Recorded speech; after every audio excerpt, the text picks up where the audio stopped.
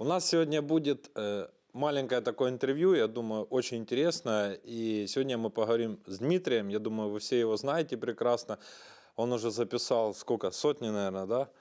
Интервью с орками. И сегодня мы как раз пообсуждаем тему вот плена, как это все происходит, плюс-минус, и что надо для того, чтобы русскому там, солдату спокойно сдаться в плен и потом вернуться домой. И поэтому у нас сегодня интервью будет на русском языке, потому что в первую очередь для нас стоит приоритет вернуть наших бойцов домой. А для этого нам нужно, чтобы орки сдавались в плен, и еще нам надо побыстрее выиграть войну. Правильно? Да. Есть они, есть мы. Как оно, мы отдаем, они отдаем, как это вот, в общих чертах происходит? Обменами занимается КША, это Координационный штаб по вопросам обращения с военнопленными. Обмены производятся максимально регулярно, и уже состоянием на сейчас возвращено более 2000 человек. То есть если посчитать на количество дней, можно сказать, сколько, то есть количество поделить на дни от момента, как заработал координационный штаб, и получится, что 7 человек в день по сути возвращается. Ну, так можно сказать.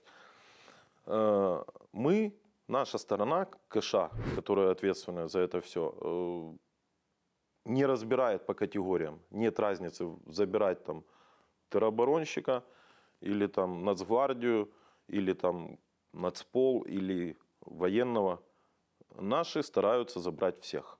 Это вот из того, что я знаю и понимаю, потому что меня военные очень часто привлекают поснимать обмены.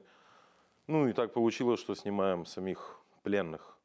Вот такой вот ответ. Ну, грубо говоря, если наша сторона завтра скажет, мы готовы отдать всех, то и орки скажут, мы готовы отдать всех. Этот обмен, мы согласимся на него сразу же. Да. Обмен по этой формуле обсуждается уже, наверное, полгода. Но они не соглашаются. Причем были разные конфигурации. Всех пленных на всех пленных. Ну, тут получается ситуация, по которой они, другая сторона, я буду максимально толерантный, там, не использовать запрещенные слова, нарушают все принципы и правила ведения войны. У них в плену есть гражданские, в плену есть врачи, есть волонтеры, есть не военные, есть женщины, есть девушки, есть беременные. А в конвенции четко написано там, тяжело раненые возвращаются другой стороне без учета звания, должности, просто передаются для оказания медицинской помощи. Они этого не делают, поэтому КША, не знаю там, чем они аргументируют и вообще сотворяют эти обмены, но они реально красавчики. Вот есть еще такой важный момент. По факту Российская Федерация забирает и у нас выводит насильно детей. А как их возвращать? Если тем более родителей нету. Это же тоже там, тысячи детей с Мариуполя. Да, они вывезены. Я знаю, что они учитываются. Я знаю, что есть отдельная, там, грубо говоря, база, куда эта информация точно так же стекается. Про гражданских, которых насильно вывезли, которые тоже по надуманным примерам содержатся в СИЗО. У них же формулировка какая? Пособник типа киевскому режиму, сиди в тюрьме. Хотя это тупо там семейная пара. Ребенка забрали куда-нибудь там в Таганрог, в детский сад. Вот, да, есть такая категория. И самая большая проблема это в том, что ни Красный Крест, ни международные различные гуманитарные миссии не допускаются на их территории. Если у нас они в каждом СИЗО на лагере там, каждый день через день, там же та сторона не допускает вообще никого. Насколько я знаю, что у нас, попробуй не покормить, либо там что-то сделать с пленным, то Красный Крест сразу в колокол. Да Красный Крест, по сути, прописан. Они ходят как на работу. Это для них нормальная ситуация. Потому что в твоих интервью я смотрю, вот сидят, есть, конечно, там после травм, я вижу, вы их, походу, некоторых сразу записываете, а есть такие, которые уже сидят там месяц-два, сидит, нормальная ряха. Мы же были на лагере для военнопленных, где у них реально хавчик, мы туда приехали неожиданно и похавали то, что они хавают. То есть администрация не знала, что мы туда приедем.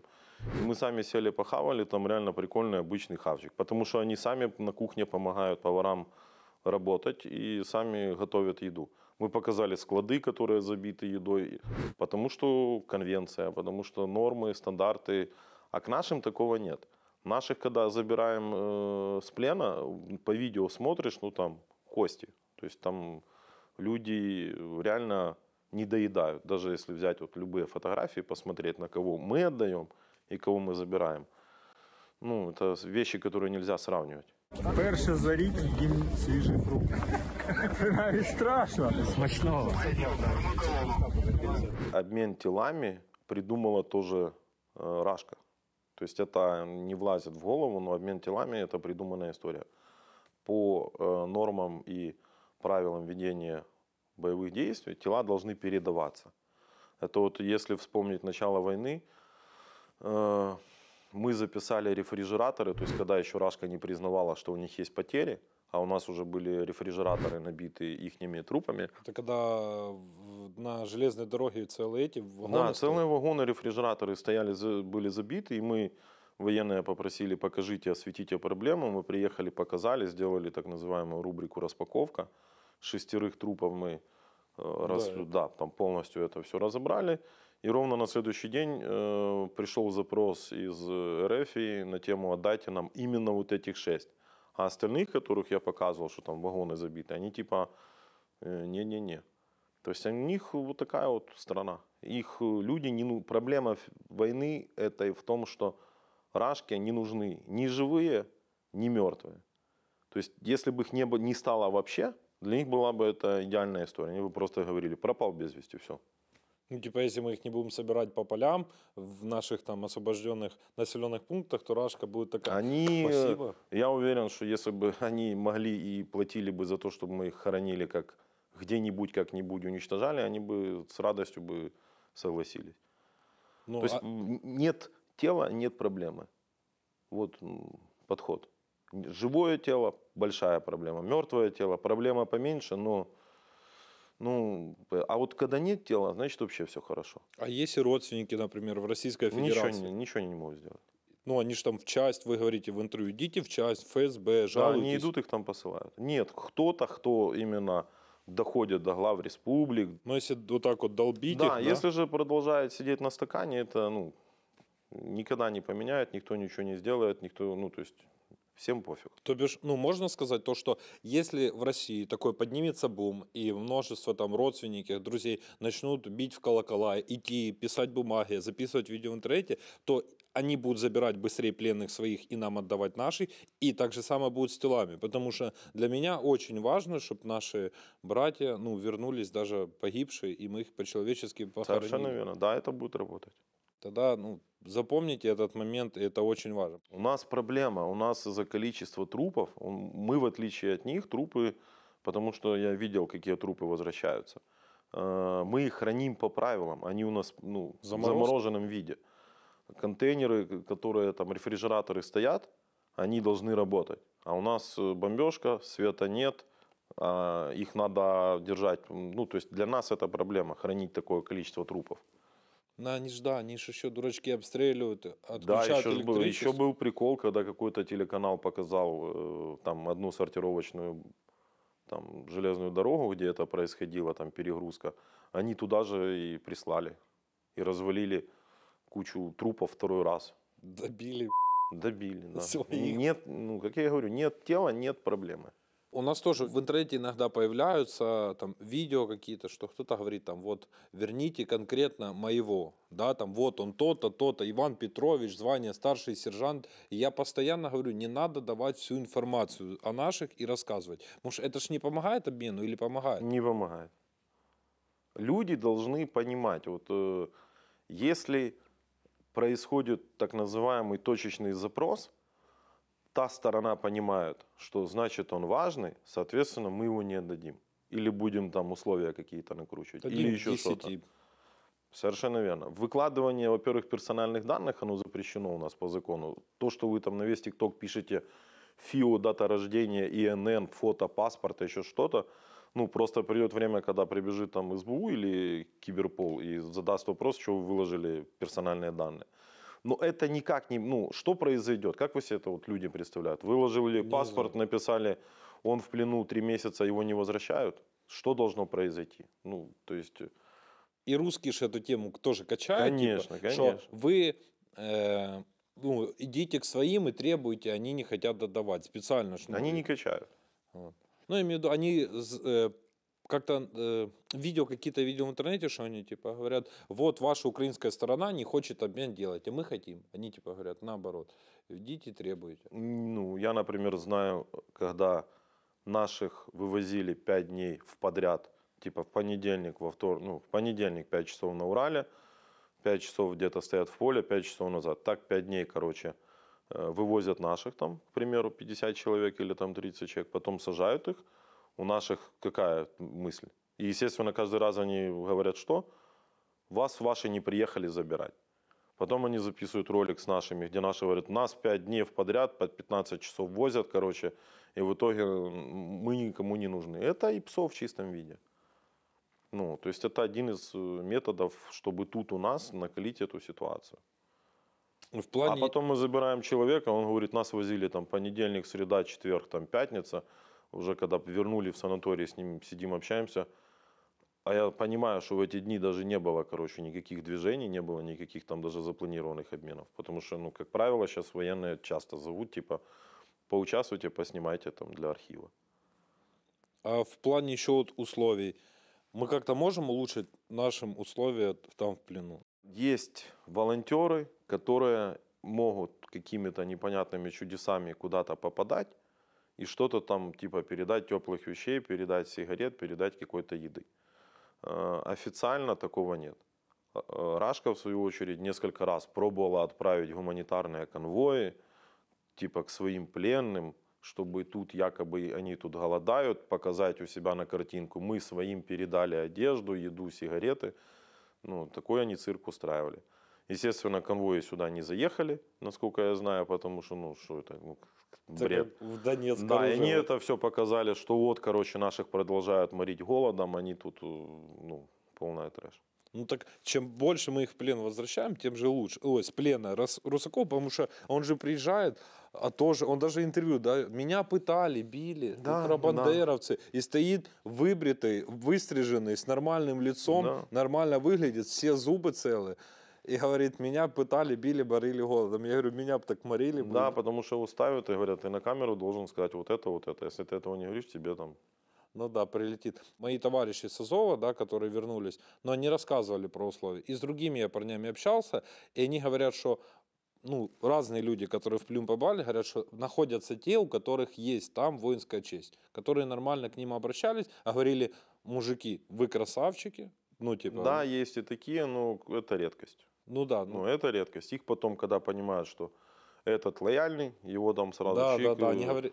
Да, ну, то есть, да, мы это знаем, точно так же это то, что рассказывают наши, когда возвращаются, то, что, ну, короче, есть такая информация. Еще момент. Есть ли люди, например, которые там могут помочь нашим пленным с той стороны, и они будут помогать, мы можем потом им гарантировать какие-то условия, либо там амнистию, и помочь им, так сказать, перейти, да, если там они будут постоянно как-то нашим пленным помогать. Ну, смотри, то, что ты сейчас говоришь, это, по сути, относится к силовикам, спецслужбам. Ну да. Это типа агентура. Говорить сейчас там на все камеры, что там кто-то будет помогать и что ему за это будет. Безусловно, если человек будет оказывать помощь и это будет подтверждено, то ему это зачтется 100%. Ну, то есть, что военными, что нашими там СБУ, там полицией. Ну, секрета ж нет, что у нас есть друзья. Не, ну всему конечно, миру. ну есть агентура, она работает, и ну, я надеюсь в этом, что у военных это все есть. Недавно Российская Федерация выложила видео, где они расстреливают нашего бойца за слова «Слава Украине». Зачем они это делают? Ну смотри, это видео выложено для чего? Ответь на этот вопрос, и ты ответишь, почему так происходит. Я, честно, ну, зачем они это выкладывают? Да, нет, зачем оно было записано и зачем оно было Ну, выложено? просто напугать, типа. Нет, кого напугать? Ну, типа наших, я не знаю, что... Не, ну у каждого действия есть... Не, понятно. Его выложили для того, чтобы обозлить наших, чтобы наши перестали брать Я плен. об этом думал тоже, кстати, да. Все, ни больше, ни меньше. Это как предыдущее видео, когда выложил на видео с кастрированием. У нас пленных не брали 2 недели. То есть обменный фонд не пополнялся, потому что наши тупо всех расстреливали. Точно так же, как после вот этого видео «Слава Украине», точно так же. Есть приблизительное количество, сколько в день попадает пленных. Вот после каждого такого момента количество взятых в плен становится меньше. Поэтому мы вот тогда придумали программу «Фонд Дмитрия и Владимира», и мы платим нашим военным за то, что они сохраняют жизнь оркам. Мы тупо платим деньги за то, чтобы они их не убивали. За это я тоже хотел вот поднять. Ты можешь рассказать, вот обычно я у кентов спрашиваю, не все знают. У меня товарищ взял уже там 5-6 типов. Я говорю, Получил бы двушку долларов. Да, я говорю, ты деньги типа, ну, взял? Он говорит, какие деньги? Я говорю, как какие? Ну, вот там платят. Он говорит, я не знал. Он говорит, я их просто дал, и все, типа, вот живых. И говорит, скажи, как вот военному, что надо сделать, чтобы он получил деньги? Военный стучит мне, ну, то есть, предполагаем, да, какая-то наша группа людей там взяла орка в плен. Когда их оттянут уже там с передка, потому что на передке, естественно, никто этим хоботиться не будет, там страдать. Когда его там передадут или в роту, или там в батальон, записывается короткое видео, где там орк на камеру говорит, там, для обменного фонда Дмитрия Владимира представляется там Вася Пупкин, город там такой-то, звание такое-то. Все. Военный берет вот это двухминутное видео, там, минутное, там, в минутное видео влазит 5 орков, как правило. То есть такой хронометраж. Скидывают, мы смотрим звание, должности, там, по прайсу, у нас есть прайс, и ровно там через минуту скидываем нашим на карточку деньги. Прайс какой? За офицера больше, кадыровцев больше? Обычные рядовые сержанты $300, младший офицерский состав 400, старший 600 и экзотика от 1000. Экзотика это что? Ну, это там типа чеченцы, нерусские, короче, всякие там такие категории. А самые такие, ну, можно сказать, какие жирные такие или интересные кадры попадали? Не могу. То есть мы потом у себя в телеграм-канале выкладываем ролик о том, что, ну, маленький такой, потому что YouTube это запрещает, все запрещают, что взять по программе обменного фонда, люди видят, что люди скидываются, люди хотят быть причастными к обмену, и они скидываются на обменный фонд. Есть, грубо говоря, постоянные поставщики. То есть и потом, ну, пленных же не отдают нам, пленных отдают дальше там в ВСП, короче, ну, и они едут понятно. в СИЗО. То есть тут сам факт того, что вот он живой, что его не расстреляли там где-то в окопе, потому что чуваки там прикинули, вот взяли когда 12 белгородцев, мы заплатили, по-моему, $3 800. Ну там $4 на халяву там прилетело. Хотя можно было расстрелять. А $4 это там, ну, какой-нибудь сарайчик купить и ездить там на роту, батальон. Ну, тогда ну, нормально. Да. И это работает. И уже сколько? Человек, наверное, за 300 мы заплатили. Ну и плюс они же, это 300 человек мы взяли в плен, и 300 вернули Да, своих. да, это же называется пополнение обменного фонда Дмитрия и Владимира. То есть это не мы покупаем, как там пишут, типа, продайте орка, у вас там их до хрена. Ну, нет, они дальше идут по процедуре, попадают там в СИЗО, в лагерь куда-то. Но сам факт того, что вот он есть, он живой, все, он зафиксирован, и поэтому... Никуда не денется. Ну да, никуда не денется. Потому что если ты скинул видео, получил деньги, а орк потом пропал, тут возникнут вопросы. И уже там военные или ВСП сами будут точно так же. А где у вас был орк, а где он сейчас? А если рота целая сдастся, что делать будет? Ну, был большой прикол, когда сдалось очень много. Что пришлось там и своими деньгами, короче, рассчитываться. Не, ну, своих денег вообще ушло немерено. Если, так что, друзья, ну, там типа запоминайте. почти взвод. Почти взвод? Да. Если это сколько? По деньгам так будет? Ну, 90 тысяч? Не, ну, где-то под $10. А, под десятку? Да. А, там все дешевые были, Ну, да? там было 2 офицера и... А, все дешевые. Ну, еще есть момент. Я вот записывал себе на YouTube ролик, где призывал русских сдаваться, да? Я говорил, пишите мне там, либо там туда. Есть у нас проект «Хочу жить», правильно? Туда любой орк, либо родственник, правильно, может позвонить. Орк. Только орк. Ну, военнослужащий. А если родственник, мама, бабушка? Это проект для того, чтобы сдаться в плен и дальше идти по отдельной категории военнопленного. Там уже есть варианты, потому что можно сдаться в плен, к примеру, Ну, тут же ключевой вопрос, который я задаю оркам. Тебя взяли в плен или ты сдался? И он такой сразу, чтобы типа улучшить свое положение, я сдался. А выясняется, он сдался, потому что у него закончилась БК. Ну, то есть он до последнего там отстреливался с блиндажа, потом, когда уже ему прилетело 2 гранаты, стрелять нечем, тогда выясняется, что если так посмотреть, то я тогда да, меня взяли в плен. А есть те, кто заполнил бот, ну там заявка, с ним связываются с человеком, он рассказывает, где он хочет перейти, там ему рассказывают, делают, грубо говоря, маленький режим тишины, его встречают, и потом уже к нему совершенно другое отношение. То есть он содержится в других условиях по сравнению с другими военнопленными. Мало того, он может потом быть обменен, и везде он пройдет как то, что его взяли в плен. То есть то, что он вот этой специфической категории сдался, это знают только он, ну и сотрудники штаба, которые, собственно говоря, ведут этот проект. И получается, если это какой-то военный, его загнали, да, вот он еще не успел никуда ничего сделать, он просто его посадили там где-то, знаешь, он сидит, боится там на второй линии, он звонит, говорит, я хочу сдаться. Ну, может позвонить по интернету, там Viber, WhatsApp, может оформить заявку через Telegram-бот. Мы его выводим оттуда, правильно? Да. И если он ничего не совершал, то к нему и отношение другое, и даже после войны мы ему вообще ничего не говорим, правильно? Он выберет, что он хочет. Он может остаться, уже таких более 100 человек, он может остаться до конца конфликта, а потом будет просто передан другой стороне, ну или будет отправлен домой. Ну, просто Или на же- автобус, да, и Да, или же сразу же сказать, я хочу на обмен, и его обменяют. При этом он будет везде проходить, как то, что его взяли в плен. герой 50 человек Да. убил, да, там танк 150 тысяч украинцев, там, укропов завалил, 6 самолетов с Кортика зарезал, и на прощание, там, подрывая себя, взорвал еще там. А если вот у Орка, у Вагнеров и кучи других там нет телефонов, может родственник позвонить, сказать, у меня есть там брат, сват. Типа да, ну а как, кто его сконтактирует? Через Я сейчас общаюсь через вторых лиц, которые мне... По сути, канал связи не важен. Важен результат. Что вот есть заявка, есть там понимание, что этот человек переходит, он получает инструкции, что надо делать, как надо себя вести, что говорить, чего говорить. Выбирается время, когда он это может сделать, и он идет. Даже если он попадет не к тем военным, заблудился, но потом выяснится, что он по проекту там «хочу жить», его штаб найдет, и то есть в любом случае к нему будет другое отношение, Ну, у понятно. него будет все хорошо, у него будет связь, там, он будет, ну, то есть он будет намного лучше содержаться, чем тех, кто был взят в плен.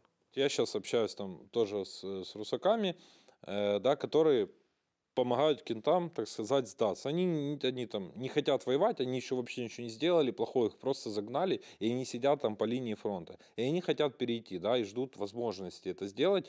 Вот. Мы в теории можем же платить, либо там, если они с техникой перейдут, мы можем платить эти деньги, которые положены бойцам, мы можем же отдавать этим русакам, которые нам будут помогать своих кентов, родственников переводить сюда. Можно это делать так? Да, можем, но это по сути то же самое. То есть выигрыши будут все. Ну, Орк. гражданин России может от нас Да, на конечно, криптокошелек получить там, Да, если да. пригонит БТР, 20 тысяч долларов мы Да, ему даем. криптой- Если еще и взвод... Крипто им с ним рассчитаются. И все. Уже такое Но было. только это сразу после обмена, правильно? Как он переходит линию, Не мы после фиксируем. обмена, а после перехода, да. Да, ну я имею в виду, мы фиксируем, что это, все подтверждают люди, и ему криптой там с БТРом 20-30. Ну, в течение суток. То есть, Ну смотря- да, я понятно. Ну, имеется в виду, что никто же не будет там сидеть, там, то есть это сложные механизмы, ну да, криптой уже выплачивали точно так же. Мы платим криптой. То есть заплатить там за беттер 20 или 50 вообще не есть проблема. Если он будет с полным БК и полностью все рабочее, и это какой-то современный, а не там что-то унылое, то 50 тысяч криптой получит и все. То бишь мы полностью, грубо говоря, помогаем и можем и денег дать, чтобы семья там не волновалась, если семья там 300-400, а если с техникой... Тут с ним будут работать правильные люди, которые... То есть ему нужно понимать, что если он сдался с техникой, Отправлять ему деньги к себе туда в Рашку, это жесть и палево, потому что там будет ФСБ через Не, 15 ну понятно, минут. ну я имею в виду, мы ж можем на счет какой-то Да, там, да, и да. все, что да, деньги это- они ж получат, Да, нет смысла. да. Он может получить черным, грубо говоря, налом, бумагой так называемой, прямо здесь, и после конфликта иди на все 4 стороны, у тебя там будет 50 тысяч долларов. Просто я вот общаюсь же тоже с этими, и они боятся. Они реально боятся, им говорят, что тут убивают, они боятся, что им деньги не заплатят. Я говорю, вы понимаете, что нам нет смысла дурить, потому что мы я им так и говорю, нам все равно на ваших. Вот мне плевать на них. Я говорю, мне волнуют мои братья, которые там с Азова, с других подразделений. Я хочу их вернуть. Я говорю, и чем быстрее этот конфликт закончится, тем быстрее, они вернутся домой, мы больше сохраним жизни, да, и просто это будет всем выгодно. Поэтому говорю, мне невыгодно вас даже дурить. Я ему так вот беру и видео там в телеге записываю со своим лицом. Я не прячусь. Я говорю, есть проект, вот, хочу, я кидаю ваш YouTube-канал, подтверждение, говорю, вот и деньги выплачивают, вот ваши сидят. Я говорю, вот, переходите, сдавайтесь. Я говорю, давайте взводами. Мы вас на любом направлении, говорю, заберем. Я говорю, почему? Ну, они боятся, они реально верят и боятся, что в первую очередь, как они говорят, наши. Ну, нашей... Не, я имею в виду их. Когда? По возвращению или когда они Не, будут когда они уходить? будут выходить, их в спину свои убьют. Не буду стрелять. Ну, потому что только они знают, какую там задачу они выполняют и чего они туда едут. Ну, то есть, смотри, есть блокпост орковский, да, проезжает там военные, БТР, да. Ну, если они остановились, спросили, вы куда там? Мы едем там делать то-то. Штурмовать, да, посадку. Ну, там своя задача. Рекогностировка на местности, там что-нибудь посмотреть. Ну, что им сделают? Ну, ничего, навряд ли будут БТР стрелять. Ну, БТР, там, не БТР, люди в форме. Ну, то есть своих за что? Это их стращают, что будет расстрел. Ну, расстрелов-то нету. Покажите расстрел. Вы еще даже нету такого, да? Просто я тоже слышал, они боятся, но я тоже не видел. Не слышал какого, чего. Ну, что русаки своих бьют. Типа, они ж пугают, Вагнера пугают. Ну, они все, которые переходят, они все говорят, я боялся, что мне в спину стрельнут. И что, вот которых И никто не стрелял, и все переходили. Вы которых вытащили, никто вообще не стрелял? Никто не стрелял. Они просто вот так вот в тупую, да? Там, раз. Ну, не то, что в тупую, там, строевым шагом, в парадной одежде, в 9 утра ты пошел по дороге. Они же там знают, когда, смотря на каком направлении, смотря там минные поля, не минные поля. То есть они же по месту там лучше знают, где они переходят. Линия фронта у нас сколько километров? Да сейчас где-то 1,5-2. Ну вот и по какой линии фронта везде обстановка тупо разная. Не, Ну, то есть там на месте они всегда знают, когда лучше идти, когда лучше там. Если ты на передке, грубо говоря, вот у тебя через 300 метров позиция наших, то это сделать легче. То есть он, грубо говоря, вылез из окопа, пошел, там с нашей стороны выходят на батальон, на ту роту, которая там стоит, говорится, там в 14 часов или там в 21 час будет идти чувак без оружия. Примите его и оттяните. Вот так это работает. И все, дальше их контора забирает, повезла. Ну, дальше их там отвозят, в зависимости, опять же, от ситуации. Скорее всего, это будет тоже, подождут там утра или когда будет ротация у нас на позициях. То есть никто под них подстраиваться не будет глобально. Ну, то есть надо это тоже понимать.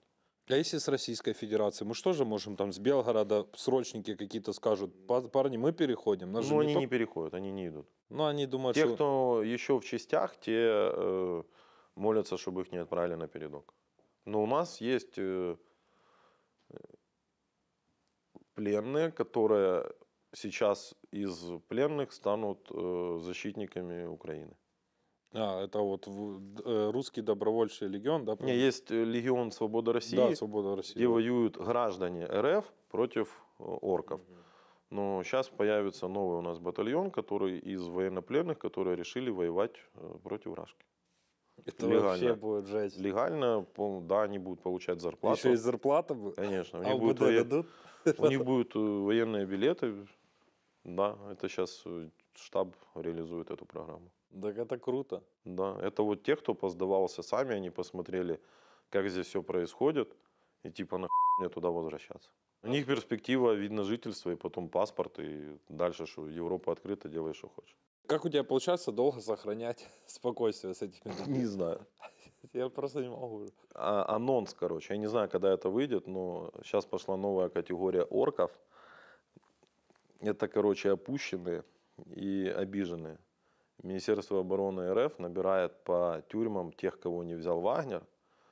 Осталась там категория обиженных, опущенных, короче. Они сейчас набирают, уже воюют и уже есть в плену эти, короче, запрещенное слово, там запикивать надо будет.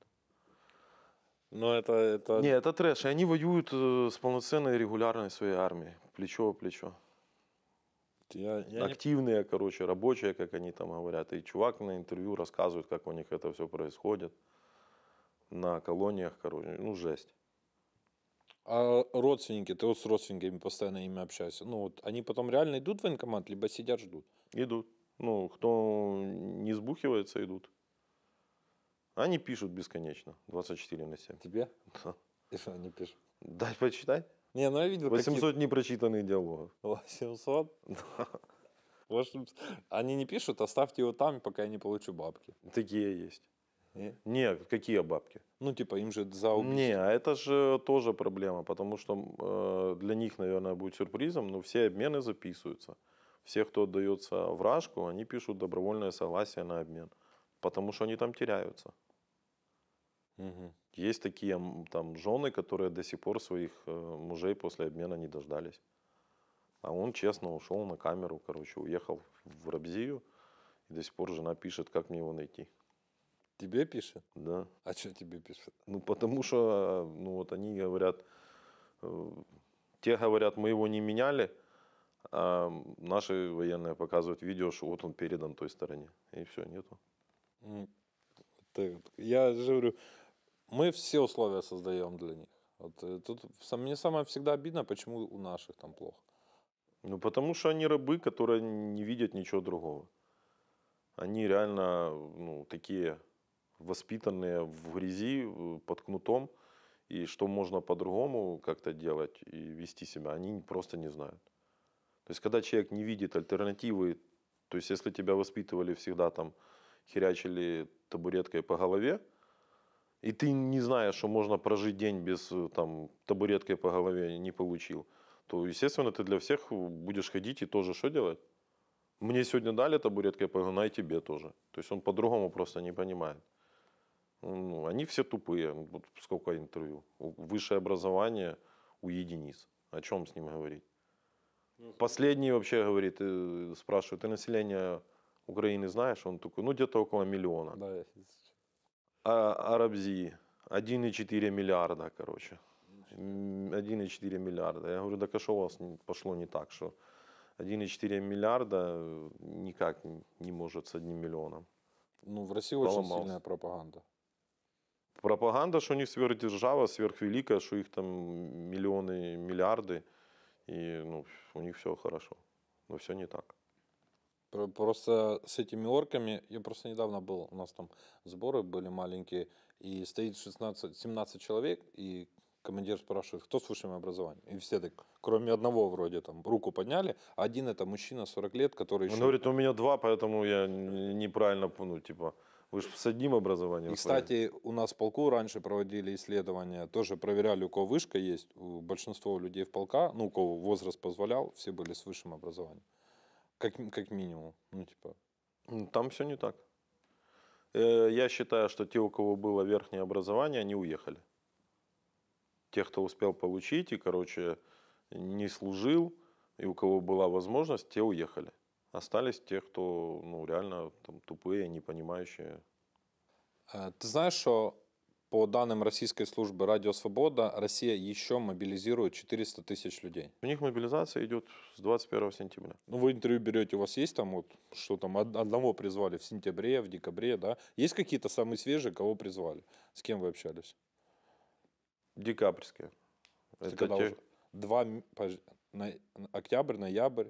2 месяца уже после окончания, правильно? Октябрь, да, на 3-м месяце. Так она не заканчивалась. Путин же на пресс-конференции что сказал?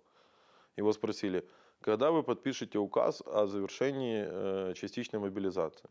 Как он съехал? Я не помню. Он съехал, мне надо получить ответ от нашего Министерства юстиции, как там, мне надо подписывать указ или не надо подписывать, что-то я эту тему типа пропустил. Он тупо съехал. Ну и все, и, соответственно, он не завершил, она и не завершалась. И она идет. Просто тех, кого призывают в январе, они реально 2-3 месяца где-то там бухают еще, а потом только едут сюда. Ну, а у них учений нету? Нету. О, кстати, Ну, если ты называешь один магазин за 3 месяца учениями и копание окопов, то тогда есть. вот русаки, с которыми я сейчас общаюсь, они как раз этим занимаются. Копают окопы. Ну, они бесконечно это делают тупо. Причем они в таком глубоком тылу копают, я думаю. Да, их занимают этим, их тупо занимают, чтобы они не думали. Мне кажется, там лучше бы они реально картошку копали, ну, хоть поля Не, их обрабатывали. реально заставляют копать окопы для того, чтобы они не задавали лишних вопросов, чтобы они убились копанием, выпали спать, утром проснулись и опять, копать. И потом их только они докопают себе все сделают, и хоба на новую локацию через 2 километра. И это как чувак рассказывает, я 3 месяца, мы оборудовали уже 10 блиндажей таких офигенных, а привезли на новую точку, нас развалили и взяли в плен. А были какие-то у вас, которые прошли хорошую именно подготовку, спецы там, ну, типа, такие, знаешь, которые Не было. сказали, мы вот... Спецы не воюют. Ну, они в окопах не сидят. То есть они, скорее всего, там куда-то выходят, заходят, но именно тех, кто там а-ля Кия, там ниндзя, таких не было. А кадырки были у вас же недавно вроде выпускали? Были. И что они рассказывали? Это обычные рядовые, либо вот подразделения, как у них кадырки эти? Ахмат, север Ахмат. У них было запад-восток Ахмата, это создали север-юг, и туда, с учетом того, что кадырки закончились, туда набрали полицейских, МЧСников, и они стали типа крутыми кадырками. Но они проходят обучение? Нет, И они не проходят? нет. Так а Они- что они делают 3 месяца? Они копают, Просто сидят в тылу и сидят на позициях. Уже когда закончились ДНР, ЛНР, дырявые так называемые, уже кадыровцы там, вот эти, север и юг, они уже в окопах сидят. И уже оттуда попадают в плен. А в камерах, кстати, у нас сидят ДНР, вот смешно, ДНР, ЛНР, российская армия, Кадырова, они там все в куче? Все сидят? в кучу. Они там И Вагнер, и петухи, и опущенные. Они не- Все с офицерами тупо в одной куче. Но они сидят по нормам. 2,5 квадрата на человека. Питание, вода, прогулка. Это те, кто в СИЗО ждут обмена. А на лагере вообще тупо казарма. Ну, тупо солдатская казарма. Футбол по воскресеньям. И футбол играют. А телек у них тоже есть, не смотрю. Телек есть, церковь есть. Наши каналы, да, не Да, смотрю? наш. А какие? Ну, какие Freedom. А, Он это на русском. На русском. А Да. украинские мне дают? Смотрят новости, марафон. Учат. Ну, футбол, мы прикололись, когда были на лагере. Футбол в воскресенье. А что у них в карты там есть? Там, ну, компьютер, интернет, доступ и как-то есть такое? Не, компьютеров нету, есть телефон, можно звонить, и звонят. А, родным И- мне еще и да, звонят? они еще и звонят. И Типа- посылки еще получают. Еще и посылки? То, что ты спрашивал вначале. Да, у нас есть ролик, как они получают посылки. Откуда им? С России приходит Да. посылка? Типа родители там, а что, они вещи передают? Ну, там, посмотри ролик. Я просто... Ну, мне не Как всегда они получается. звонят, как они посылки получают, как посылки распечатываются. Жесть. Война. Ну, я же говорю, тут просто еще, я уверен, он посмотрит и будет говорить, почему мы им такие хорошие условия даем. Кто? Ну, у нас тоже ж есть. Да, наши хейтят эту тему. За 10 тысяч недавно же Да, расфорс. наши хейтят. Ну, так а что? Вот эти все, кто хейтят, а как быть? Чтобы они с голода помирали или как? Не лечить их? Чтобы там нога отгнивала? Ну, я, знаешь, верю в то, что даже какой-то русак посмотрит это видео, или кто-то из них вернется, расскажет другому, который работает вертухаем где-то на колонии, которые следят за нашими, и он чуть-чуть поменяет отношения. И даже если один боец наш получит чуть лучшие условия или лучше пайку, то это уже того стоит. Нет, там, безусловно, есть люди, которые понимают, что происходит. И они, вот, ну, есть тех, кого мы забирали, и там реально рассказывали, что там есть реально человеки, которые имитируют удар. То есть вот наших там пленных бьют. Есть те, кто имитирует якобы удар. То есть замахнулся, но не ударил. Есть и такие, кто дает нам сигареты, конфеты. Давай тогда подытожим вышесказанное. Вот это видео по-любому будут смотреть русские, и я надеюсь, я сделаю все, чтобы посмотреть как можно больше россиян. Вот, дай им пару советов, как им попасть живыми к нам в плен и что сделать их родителям. Вот коротко, чтобы они понимали, куда писать. Смотрите, в телеграм-канале, в телеграме находите телеграм-канал «Хочу жить». Там около 40 тысяч подписчиков, там есть бот. Там же есть четкие инструкции, что нужно сделать, как написать, куда позвонить, где что заполнить, чтобы заявить о намерении сдаться в плен. Дальше с вами свяжутся и дадут более точные инструкции и скоординируют, как это должно произойти правильно. Попадя в плен, вы получите гораздо лучшие условия, чем остальные, кто находится в плену. У вас будет лучшее питание, будет связь с родными. Мало того, у вас будет или возможность остаться до конца конфликта в этих условиях, или же вы будете поменены. В любом случае вы везде будете проходить не как добровольно сдавшийся в плен или перешедший на нашу сторону, а как тот, кто попал в плен, чтобы потом вам не вменяли там вот эти всякие истории типа предатель, не предатель. Это нам не нужно. Наши военные преследуют цель. -1 штык, который потенциально может воевать, и б, сохраните свою жизнь. Это обращение к тем, кто хочет сдаться или рассматривает эти варианты. Посмотрите наши интервью, посмотрите условия содержания. Украинский плен, он не такой, как вам наваливают и рассказывают ваши командиры, что там гранату одну держи до последнего, чтобы подорвать. Это обращение к тем, кто хочет выжить в этой мясорубке, которую ваш там царь организовал. Для тех, кто имеет отношение к нашим солдатам, которые находятся в плену, и, возможно, там вот человек, который охраняет их, смотрит, пойми, что это тоже люди, которые оказались в этой ситуации. Они защищали свою землю, и они к ним, прошу относиться к ним в первую очередь по-человечески. По-человечески. Это люди, которые защищали свою землю. Что еще сказать? И нашим бойцам обращения. Кто не знал о нашей программе, есть у нас на телеграм-канале Владимир Золкин контакт мой. Если вы берете военнопленного, напишите мне, получите вознаграждение или получите там эквивалент. Сейчас многим мы привозим мавики вместе со сбросами, там ночники, то есть то, что вы попросите, в этом эквиваленте вам передадут или мы привезем, отблагодарим вас за то, что вы не убиваете российских оккупантов. Они нам нужны для того, чтобы попали в обменные фонды, чтобы потом штаб координационный их поменял, чтобы забрать наших людей назад. Друзья, спасибо, что посмотрели этот ролик. Мы попытались донести максимально понятно всю информацию.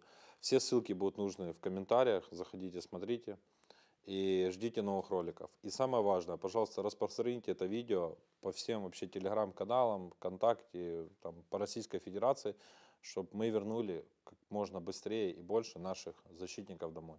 Слава Украине, мы победим. С нами был Дима, блогер. Спасибо за внимание. Подписывайтесь, делитесь видео.